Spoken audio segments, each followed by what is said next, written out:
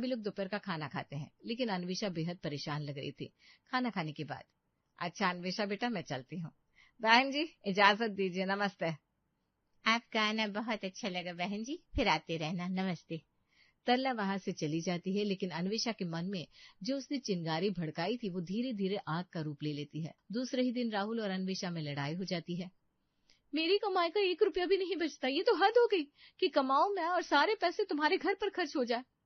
अन्वेषा, ये सिर्फ घर नहीं हमारी गृहस्थी है, और गृहस्थी चलाना पति पत्नी दोनों का फर्ज होता है। लेकिन आज तुम ऐसी बातें क्यों कर रही हो? क्योंकि अब मेरी आंखें खुल गई हैं। अब मैं अपनी कमाई का 1 रुपया इस घर में खर्च नहीं करूंगी। ठीक है, मत करो खर्च, लेकिन तुम ये बात शांति से भी तो कह सकती थी। तुम्हारा मतलब मैं लड़ाई करती हूँ? लड़ाई करती तो नहीं हो, लेकिन आज कर रही हो। हाँ, अब तो मैं तुम्हें बुरी ही लगूंगी।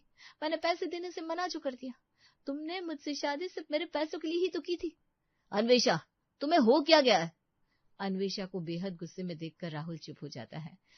कई दिनों तक एक ही कमरे में रहने के बाद भी राहुल और अन्वेषा में बातचीत बंद हो जाती है। अन्वेषा अपने ही ससुराल में अजनबी की तरह रहने लगती है और अब अपनी सैलरी से 1 रुपया भी घर में खर्च नहीं करती। धीरे धीरे दोनों पति पत्नी के बीच खाई इतनी बढ़ जाती है कि एक दिन वो अपना सामान लेकर मायके आ जाती है। अन्वेषा बेटा, क्या बात है, तू बिना किसी खबर के सामान लेकर आ गई? ऑफिस में तेरी छुट्टियां हैं क्या? माँ, तुम लोगों ने क्या देखकर मेरी शादी राहुल से कर दी?